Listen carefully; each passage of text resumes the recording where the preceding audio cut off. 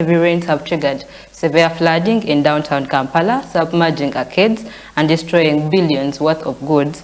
Traders blame illegal construction on the Nachivubo drainage channel and have sued city authorities and developer Hamis Chigundu.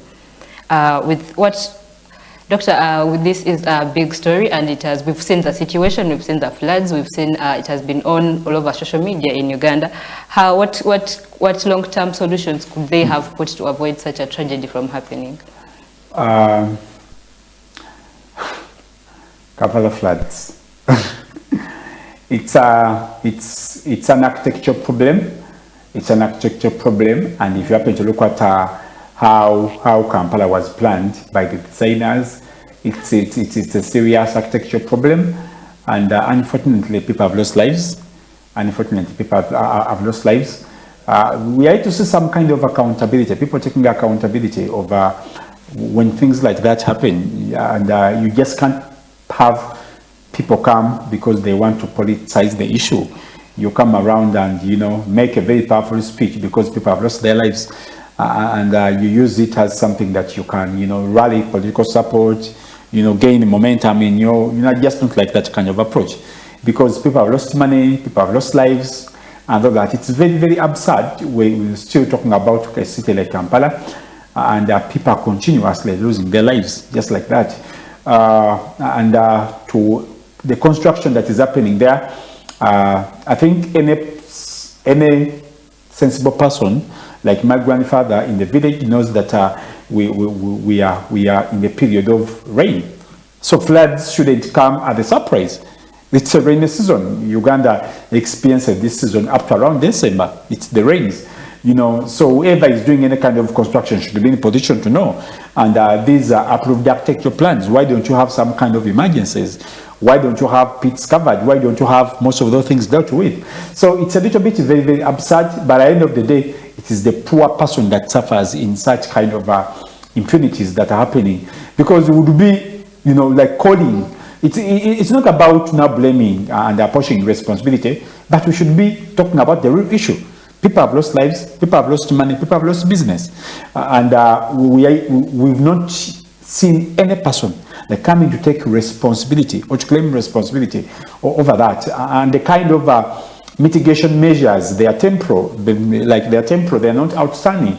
They are not solving the problem. Whoever is coming out, instead of talking about the issue, they are politicking. It's politicking. It's just talking about something like that. Kampala is the most unsafe place in Uganda.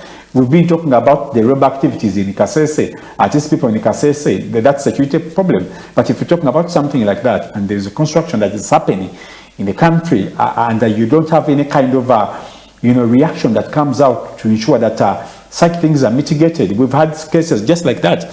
We've had floods taking people, and there is an accounting officer, there is Kampala City Council Authority, there is the Minister of Presidency, there is a full ministry that's supposed to be in charge. Construction like that just can't happen in a capital city, and no one is supervising. So it's a little bit, it's weird, like really weird. To be talking about such a story in a capital city, it's very, very absurd. My hearts go out to the people that were in position to lose their beloved ones. It's very tense. I really don't know what to say about that story, because this has been the story of Kampala. And of course people will come, they will say what they say, and then the chapter will get closed, and then we shall move out next. But our hearts go out to the people that lost their loved ones, and the people that lost their businesses and their merchandise and trading items. We hope that a serious permanent solution can be dealt with to ensure that people enjoy their lives and they thrive in terms of their businesses, to ensure that they enjoy everything that's supposed to be enjoyed around.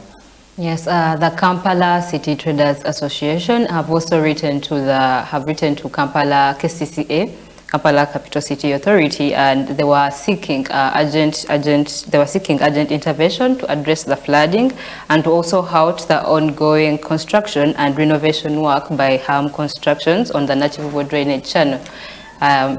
we believe maybe that they believe that the construction is what's causing the floods. And also the Kampala Lord Mayor Arias Lukwago called for a crisis meeting that happened yesterday on Monday, inviting key stakeholders and the Minister for Kampala and KCC officials. And we are yet to see the results of this meeting that happened and to see progress on the floods that happened in downtown. So you said that the Lord Mayor had a meeting at the State Council? Yeah, they asked for a meeting yesterday. Yeah, the problem of floods has little to do with the mayor, because the mayor is not a technical person, and the mayor does not lead the technical part. The Lord Mayor is a politician.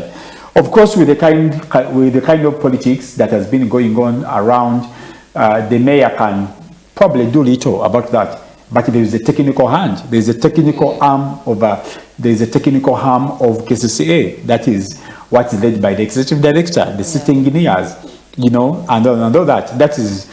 That's where like serious information should be coming from. Because how can something? Because the construction didn't start yesterday. It has been going on for almost 2 months, actually 3 months. And you don't have to forget that even when the place was just given out, the Lord Mayor tried to put up a lot of opposition against it. And I remember one time he moved to NEMA. He moved to NEMA offices, asking them that, do you really approve the construction that is taking place around this area? And he was locked out. He was not allowed to enter the NEMA building, which is on Kampala Road here, asking them that, please, what's really going on? I think the Lord Mayor has been in position to do what he can do within his own powers. Now, the biggest question or the biggest responsibility is the technical hand of KCCA. That is the executive director. Because at the end of the day, you approve all these plans. We had the other executive director resign because of what happened in Kitezi. She was called Dorothy Kisaka. She resigned. Actually, she was arrested and locked up because of what happened in Kitezi. I think we should also be looking. They didn't arrest the Lord Mayor because the Lord Mayor is not accountable. He's a political head. There is a technical head. There is a person who is supposed to ensure that the infrastructure is dealt with.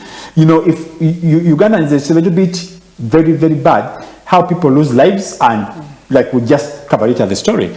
But we should be in a position to have a serious form of accountability from the technical side. What have you really been in position to deal with? In other words, the biggest question should be headed to the technical side of the authority. Like, what's really happening? What is your plan?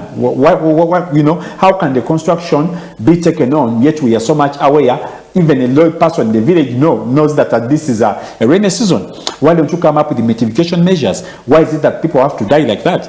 I think the Lord Mayor, of course, him being a politician and a political head, he feels up for the people. But his kind of impact is not that much big. So the biggest question should go to the Minister of Kampala, and then the Executive Director, and then NEMA, because at least these are people that are very, very much concerned. Something like that can't happen in a capital city.